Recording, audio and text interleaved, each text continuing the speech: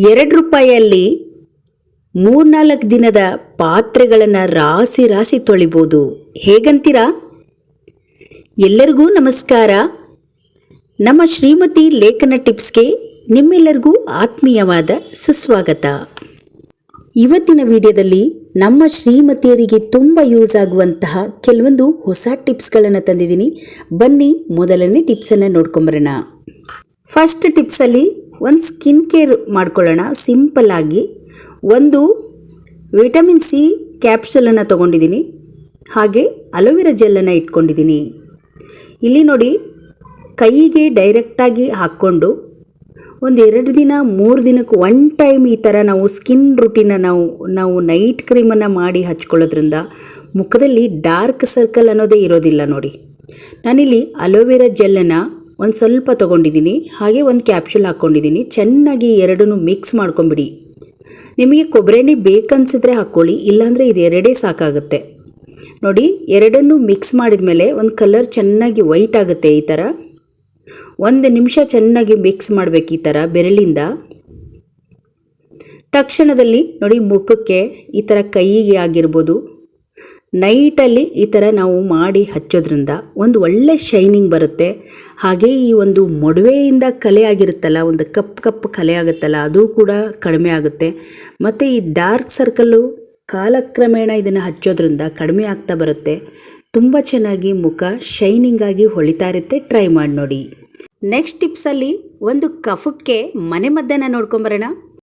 ಒಂಚೂರು ಶುಂಠಿ, 4 ಕಾಳು ಮೆಣಸನ್ನು ತೊಗೊಂಡಿದ್ದೀನಿ. ಇದನ್ನು ಕುಟ್ಟಣಿಗೆಲ್ಲ ಹಾಕಿ ತರಿಯಾಗಿ ಇದನ್ನು ಕುಟ್ಕೊಂಬರೋಣ. ನೋಡಿ, ಇವಾಗ ಸ್ವಲ್ಪ ಅದು ತರಿ ಆದರೆ ಸಾಕಾಗುತ್ತೆ. ಮಕ್ಕಳಿಗಾದರೆ ಸ್ವಲ್ಪ ಪುಡಿ ಮಾಡಿ ನೀವು ರೆಡಿ ಮಾಡ್ಕೊಳ್ಳಿ. ದೊಡ್ಡವರಿಗಾದರೆ ಸ್ವಲ್ಪ ತರಿ ಆದರೆ ಸಾಕಾಗುತ್ತೆ. ನಾನಿಲ್ಲಿ ಜೇನುತುಪ್ಪ ಹಾಕಿರುವ ಸ್ಪೂನಿಗೆ ಇದನ್ನು ಮಿಕ್ಸ್ ಮಾಡ್ತಾಯಿದ್ದೀನಿ. ಇದು ಕಫ ಕೆಮ್ಮು ಜಾಸ್ತಿ ಆಗಿ ಗಂಟಲು ನೋವು ಜಾಸ್ತಿ ಆದಾಗ ನಮಗೆ ಈ ಸಿರಪ್ಪಿಗೂ ಕೂಡ ಬಗ್ಗೋದಿಲ್ಲಲ್ಲ, ಅಂಥ ಟೈಮಲ್ಲಿ ರಾತ್ರಿ ಮಲಗೋ ಟೈಮಲ್ಲಿ ಇದನ್ನು ಕೊಟ್ಟು ನೋಡಿ, ತುಂಬ ಚೆನ್ನಾಗಿ ವರ್ಕ್ ಆಗುತ್ತೆ. ಗಂಟಲು ನೋವು ಕೆಮ್ಮು ಯಾವುದೂ ಇರಲ್ಲ, ಆರಾಮಾಗಿ ಮಕ್ಕಳು ಕೂಡ ನಿದ್ದೆ ಮಾಡ್ತಾರೆ. ದೊಡ್ಡವರಿಗೂ ಕೂಡ ತುಂಬ ಚೆನ್ನಾಗಿ ವರ್ಕ್ ಆಗುತ್ತೆ. ಟ್ರೈ ಮಾಡಿ ನೋಡಿ. ನೆಕ್ಸ್ಟ್ ಟಿಪ್ಸನ್ನು ನೋಡ್ಕೊಂಬರೋಣ. ಒಂದು ಅರ್ಧ ಗ್ಲಾಸ್ ನೀರನ್ನು ಒಂದು ಬೌಲಿಗೆ ಹಾಕ್ಕೊಂಡಿದ್ದೀನಿ. ಇದಕ್ಕೆ ಮುಖಕ್ಕೆ ಹಚ್ಚುವ ಪೌಡರ್ ಯಾವುದಾದ್ರೂ ಪರವಾಗಿಲ್ಲ, ಮುಖಕ್ಕೆ ಹಚ್ಚೋ ಪೌಡರನ್ನು ಸ್ವಲ್ಪ ಹಾಕ್ಕೊಂಡಿದ್ದೀನಿ. ಒಂದು 1/4 ಚಮಚದಷ್ಟು ಹಾಕಿ ಕೈಯಿಂದ ಈ ಥರ ಚೆನ್ನಾಗಿ ಮಿಕ್ಸ್ ಮಾಡ್ಕೊಳ್ಳೋಣ. ನಾವು ಬೆಳಗ್ಗೆ ತಿಂಡಿಗಳು ಮಾಡಿ ಅಡುಗೆಗಳೆಲ್ಲ ಮಾಡಿ ಗ್ಯಾಸ್ಗಳೆಲ್ಲ ತುಂಬ ಕರೆ ಆಗುತ್ತೆ. ಎಣ್ಣೆ ಜಿಡ್ಡಾಗಿರ್ಬೋದು, ಅರ್ಜೆಂಟಲ್ಲೆಲ್ಲ ಮಾಡ್ಕೊಂಡಿರ್ತೀವಿ. ಅದನ್ನು ನಾವು ಒಂದೇ ಸಲ ಕ್ಲೀನ್ ಮಾಡುವಾಗ ಈ ರೀತಿಯಾಗಿ ಮಾಡಿ. ನಿಮ್ಮ ಹತ್ರ ಲಿಕ್ವಿಡೇ ಇಲ್ಲ ಅಂದಾಗ ಇದು ನಿಮಗೆ ತುಂಬ ಯೂಸ್ ಆಗುತ್ತೆ. ಟಿಶ್ಯೂ ಪೇಪರಿನಿಂದ ನೋಡಿ ಈ ಥರ ನೀಟಾಗಿ ಒರೆಸ್ಬಿಡಿ. ಫಸ್ಟು ನೋಡಿ, ಒಂಚೂರು ಕೂಡ ಜಿಡ್ಡು ಮತ್ತು ಅಲ್ಲಿ ಬಿದ್ದಿರುವ ಅರಿಶಿಣದ ಉಪ್ಪು ಆಗಿರ್ಬೋದು, ಅದೆಲ್ಲ ಜಿಡ್ಡಿನಂಶ ಇರುತ್ತೆ. ಅದನ್ನು ನೀಟಾಗಿ ನಾವು ಫಸ್ಟ್ ಕ್ಲೀನ್ ಮಾಡ್ಕೊಂಡು ಬಿಡಬೇಕು. ನಂತರ ನಮಗೆ ಕ್ಲೀನ್ ಮಾಡೋಕ್ಕೆ ಈಸಿ ಆಗುತ್ತೆ. ನೋಡಿ, ಇವಾಗ ಕ್ಲೀನ್ ಮಾಡ್ಕೊಂಡಿದ್ದೀನಿ. ಈಗ ಸ್ವಲ್ಪ ಕೂಡ ಜಿಡ್ಡಿಲ್ಲ.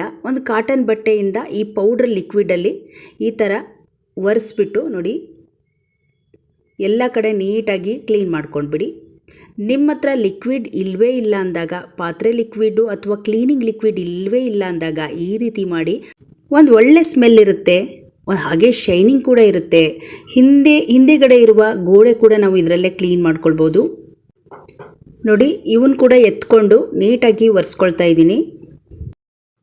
ಹಾಗೆ ಗೋಡೆ ಆಗಿರ್ಬೋದು, ಕೆಳಗಡೆ ಸ್ಟವ್ ಕೆಳಗಡೆ ಕೌಂಟರ್ ಟಾಪ್ ಇರ್ಬೋದು, ಎಲ್ಲದನ್ನು ನೀಟಾಗಿ ಕ್ಲೀನ್ ಮಾಡಿ ಬಿಟ್ಬಿಟ್ರೆ ಒಂದು ಒಳ್ಳೆ ಸ್ಮೆಲ್ ಇರುತ್ತೆ. ಸ್ನೇಹಿತರೆ, ಒಮ್ಮೆ ಟ್ರೈ ಮಾಡಿ ನೋಡಿ. ನಿಮಗೆ ಈ ಟಿಪ್ಸ್ ತುಂಬ ಯೂಸ್ ಆಗುತ್ತೆ. ತುಂಬ ಸಿಂಪಲ್ ಆಗಿರುವ ಟಿಪ್ಸ್ ಇದು.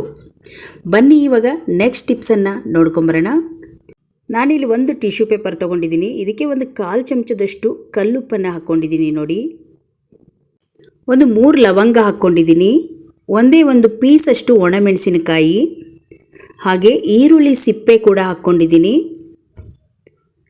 ಒಂದು 10 ಕಾಳಷ್ಟು ಕಾಳುಮೆಣಸನ್ನು ಹಾಕಿದ್ದೀನಿ. ನೋಡಿ, ಇವೆಲ್ಲವನ್ನು ಹಾಕಿ ಚೆನ್ನಾಗಿ ಈ ಗಂಟು ಕಟ್ಬಿಡಿ.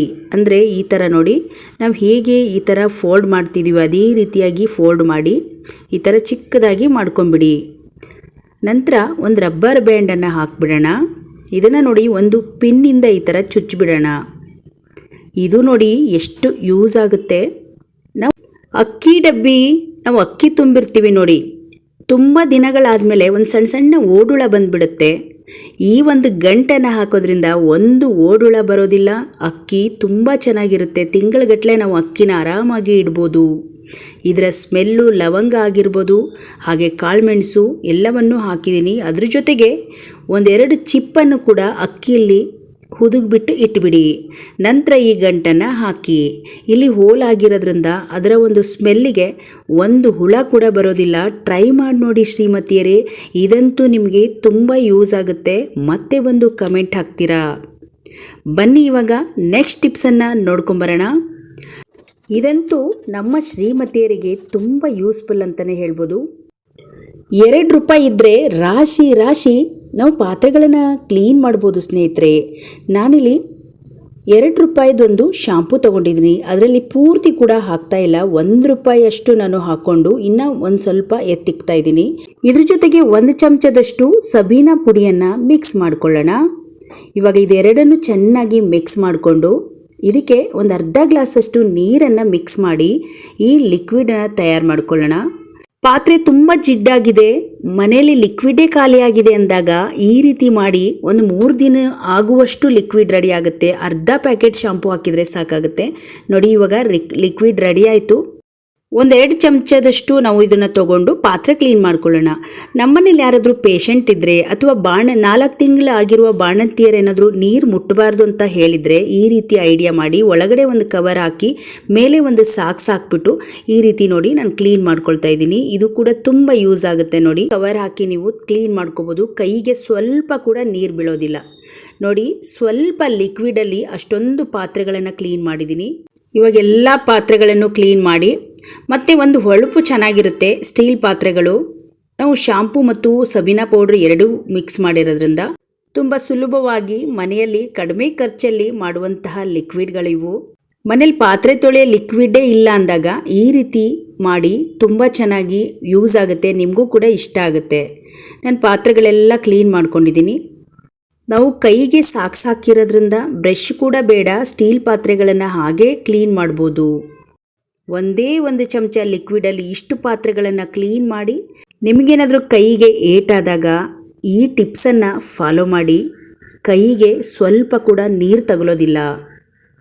ನೋಡಿದ್ರಲ್ಲ ಶ್ರೀಮತಿಯರೇ, ಇವತ್ತಿನ ಎಲ್ಲ ಟಿಪ್ಸ್ಗಳು ನಿಮ್ಗೆ ಇಷ್ಟ ಆಯಿತು ಅಂದ್ಕೊಂಡಿದ್ದೀನಿ. ಇವತ್ತಿನ ವಿಡಿಯೋದಲ್ಲಿ ನಿಮ್ಗೆ ಯಾವ ವಿಡಿಯೋ ಇಷ್ಟ ಆಯಿತು ಅಂತ ಕಮೆಂಟ್ ಬಾಕ್ಸಲ್ಲಿ ತಿಳಿಸಿ. ಈ ವಿಡಿಯೋಗೊಂದು ಲೈಕ್ ಮಾಡಿ, ಈ ವಿಡಿಯೋವನ್ನು ಶೇರ್ ಮಾಡಿ, ನಮ್ಮ ಶ್ರೀಮತಿ ಲೇಖನ ಟಿಪ್ಸ್ ಚಾನಲನ್ನು ಸಬ್ಸ್ಕ್ರೈಬ್ ಮಾಡ್ಕೊಳ್ಳಿ. ಮತ್ತೆ ಮುಂದಿನ ಹೊಸ ಟಿಪ್ಸ್ ವಿಡಿಯೋಗೊಂದಿಗೆ ಸಿಗೋಣ. ಅಲ್ಲಿಯವರೆಗೂ ಧನ್ಯವಾದಗಳು.